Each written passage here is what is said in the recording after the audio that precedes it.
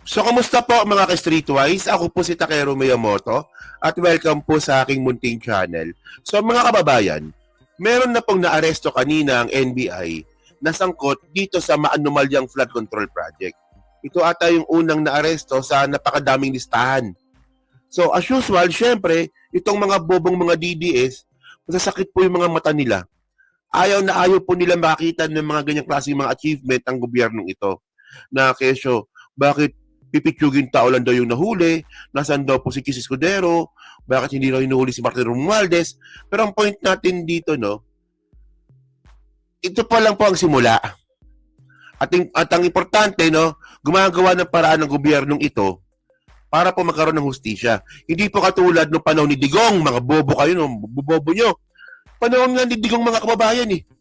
Alam niya na merong ghost project nung panahon niya.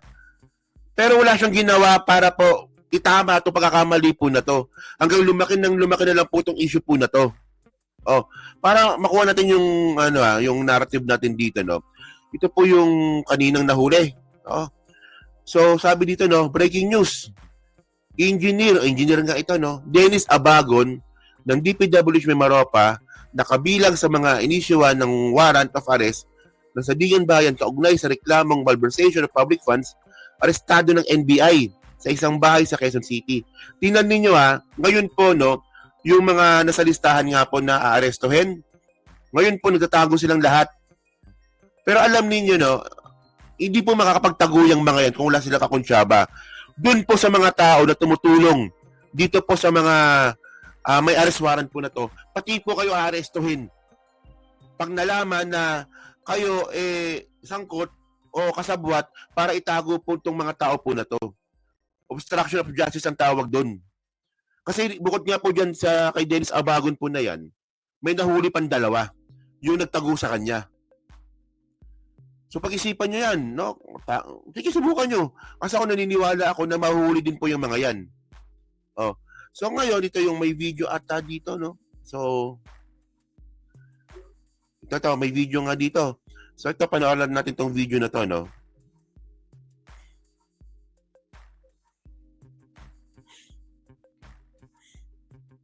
Kung nalaman mo nang may warrant po kayo, bakit hindi na lang kayo sumuko?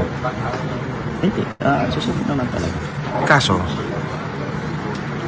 Pwede sa lawyer na lang. lawyer niya na. Kasi sila naman. Okay, pero gusto mo talagang sumuko? Yung inabutan pa kayo ng NBI, pasuko na kayo? Pasuko na kayo? Pero kung pasuko na kayo, sir, bakit kayo gumagamit ng mga paraan para hindi kayo ma-detect? May burner SIM, may burner phone.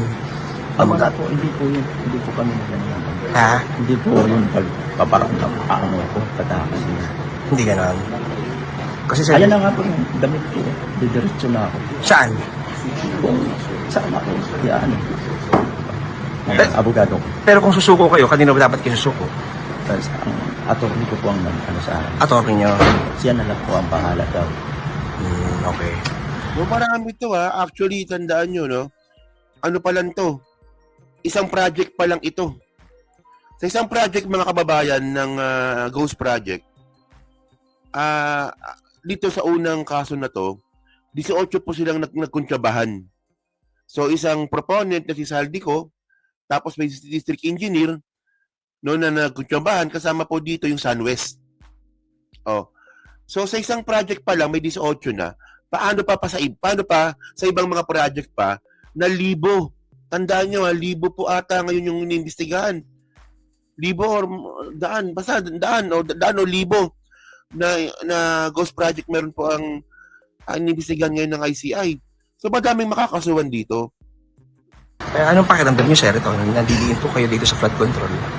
Wala naman. Kasi wala naman akong ginawang masama po. Ginawa ko lang naman po yung trabaho. Okay. Pero can you say, sir, kung kumita ka kayo dito sa mga flood control projects? Hindi kayo kumita? Wala. Sa totoo. Wala kayong nakikitang mali nyo ginawa? Wala. Alam niyo mga kababayan, no, to, okay na yan, kawawa naman si tatay kahit paano. So, ako ang gusto kong makita talaga dito, hindi ako honest din naman, no. Ako ang gusto ko talaga makita dito na nakaposas si Chis, si Jinggoy, si Bong, si si Joel. O ayan ang mga ano tsaka mga congressman. O, di ba? So ngayon, ang mga bobong mga DDS, ayun, sabi ko nga kanina, di ba? Itong mga bobong mga DDS, oh, bakit ayun lang yung hinuli? Bakit nasan yung mga malaki isda? Mga bobo talaga itong mga hayop na to. Alam nyo, pagkabobohan po talaga sana yung comment ninyo, huwag na kayo mag-comment. No? Kasi in the first place, mga kababayan, ibig sabihin nun, hindi sila updated. Oh. So, alam naman po natin no, na ito po yung sinabi ng ICI. Oh. Tingnan nyo kung gaano kadami ito ha. Sabi dito, no? 1,200 could face charges over flood control mess. Oh. 1,200 po yung arestuin nilang mga tao. So ito, may nahuli ng isa. So 1,199 na lang. By the way, you get my point, no? Nagsisimula pa lang tayo. Alam niyo yung point natin dito, no? Nung walang nakakasuhan, galit. Bakit walang nakakasuhan? Nung may nakasuhan, wala na bang mahuhuli? Nung may mahuhuli, bakit naman ayun lang ang nahuli? Wala nang tama sa inyo, mga buhaka ng ina kayo, ang tatangan ninyo. O di ba? Parang ano lang yan mga kababayan, eh. Parang ganito lang yan. O, parang yung 20 pesos na bigas ni PBBM. Dati, pinagtawanan yan. O, pero ang nangyari, nagkatotoo yung 20 pesos na bigas. Tahiyanan naman po ang mga bobong mga DDS. O, ganun po yun. Lahat ng bagay po, merong proseso po yan. Hindi mo naman kasi pwedeng ulihin ng mga yan nang walang due process. Hindi po ito katulad ng panahon ni Digong na druga-druga, patay-patay. Hindi na lang kayo. Dapat ang mga natitikok, dapat yung mga bobong mga DDS eh. Oh, and by the way, mga babae, ito pa, no? Sabi dito, no? Oh, the National Bureau of Investigation has deployed teams to serve the arrest warrants and enforce hold departure orders issued by the Sandigan Bayan against former lawmaker Saldico and 15 others linked to alleged multi-billion peso flood control irregularities. So ngayon, ang nangyari na nga po doon, nasa step 1 na nga po sila ng pag-aresto. So sinard po yung mga arrest warrant, syempre as usual, nung nalaman nilang may arrest warrant sila, nagtago. Pero, sige, nakapagtago kayo ngayon, pero hindi kayo makakaligtas. Kasi once na nagtago po kayo, makakaroon na po ng application ang NBI, di ba, ang PNP, ang CIDG, para po i-activate yung manhunt. Ganun yun, kasi natural yun. Sa mga hindi lang po nakakaalam, ganun po yun. No, kapag sinarb yung arrest warrant, tapos hindi ka nagpakita or wala ka doon sa huli mong address, manhunt na po ang kasunod nun. Manhunt, pagkatapos hold departure order na. Lahat po yung dumadaan sa proseso. Well, mabagal ang proseso, ganun po talaga. Anong gagawin natin? Hindi sundin yung proseso? Oh. Puro kayo salita ng salita, nung panahon nga ni Digong ito, papaalala ko lang, no, alam ko napanood nyo na to Puro kayo reklamo ngayon, pero nung panahon nga ni Digong, alam nyo na po na merong anomalya yung DPWH Ito itong video po na to, nangyari ito 2020. O sabi niya dito, tira nyo. WH, ang pinaka-racket dyan is yung Ghost Project. Oh. So wala. O diba, alam niya na po, 2020 pa lang na may Ghost Project na, pero wala po siyang ginawa. Oh, sino nagmukhang tanga dito? O kayo? Mukha kayong tanga. Bobobo nyo. Grabing mga DDS talaga to, no? Utak biya. Delivery Ghost Project. Marami yan. Karamihan yan, it's the regional director.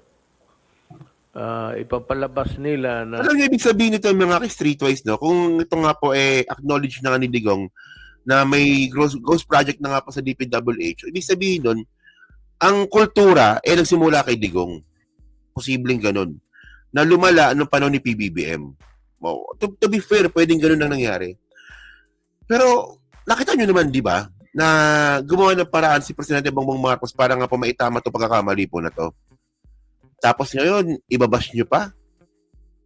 Ganun po kasi talaga, no? Ang gusto kasi ng mga bobong mga DDS, mga streetways, no? Na mag-fail itong gobyernong ito para lang mapatunayan na magaling si Digong. Kahit na po ang kapalit nito, kabutihan naman sa bansa natin. Pag ito nahuli po itong mga to, at nagkaroon po ng batas para hindi na maulit ito, so magbe-benefits po dito, taong bayan. Ito mga tangin ng mga DDS po na to, no, ang importante sa kanila, hindi kabutihan ng taong bayan, kabutihan po ni Duterte. Ganyan sila kakulto, ganyan sila katanga. Alam niyo, ano, nagsasawa na po ako sabihan silang tanga eh. Kung meron pang ibang word na mas worse pa sa tanga, di ba? Dapat ganun yung sasabihin ko. No? Sige, continue nga natin. Saglit na lang to. Sige, continue natin. May project ito, ba't wala? Kayong may kasalanan dyan sa mga ganon, I advise you to resign now. Resign now. Kasi pagdating ng panahon, I will throw the book at you. Even the kitchen sink. O, di ba? So, ang malinaw dito mga kababayan, yung facts dito, wala pong napakulong si Digong. Wala po siya napakulong. Ni walang nakasuhan. At sinabi niya pa nga po, no, kahit na alam niya na nga po na merong anomalya sa DPWH, ang sabi niya pa nga, suportado niya raw po si Mark Villar. Diba? Inigago nga lang, diba? Ganyan po tayo tinarantado, no, ni Duterte. At ganyan din po kabobo, itong mga uto-uto at mga utak-ipis na mga DDS. Maigay lang kayo, pero konti na lang kayo. Pero, by the way, so, ang abangan natin dito mga kababayan, yung mga susunod pa nga po na arestuhin. So, ako naniniwala naman talaga ako na nagsisimula pa lang po tayo. Marami pang kasunod na arestuhin dyan. So, di ba? Kahit po na magtaguyang mga yan, mahuli po yan. Well, malamang merong mga makakalusot. Yung mga maraming pera, malamang makakalusot yan. Malamang pwede mag-backdoor yan para tumakas. Di ba? Pero ang point natin dito, may mahuli po talaga. Marami pa. Di ba? Mag-abang-abang lang po tayo. So yun mga kababayan, so kayo po, no, pamasabi nyo nga po dito sa unang na-aresto ng NBI regarding nga po dito sa Manumalyang Flood Control Project. At ano rin po masabi nyo nga po dito sa kabobohan po ni Digong. Di ba, bobo na nga, idol pa rin ng mga DDS, hindi ba naman mga tanga, no? So yun, so pa-comment lang po sa baba at binabasa ko pong lahat yan. At syempre, dyan po sa Team Replay, pa-like, pa-subscribe, hindi na makalabisan, pa-share na rin po ng video po na to. So thank you mga kababayan, kita na lang ulit tayo sa susunod nating content. So thank you, salamat, and bye-bye.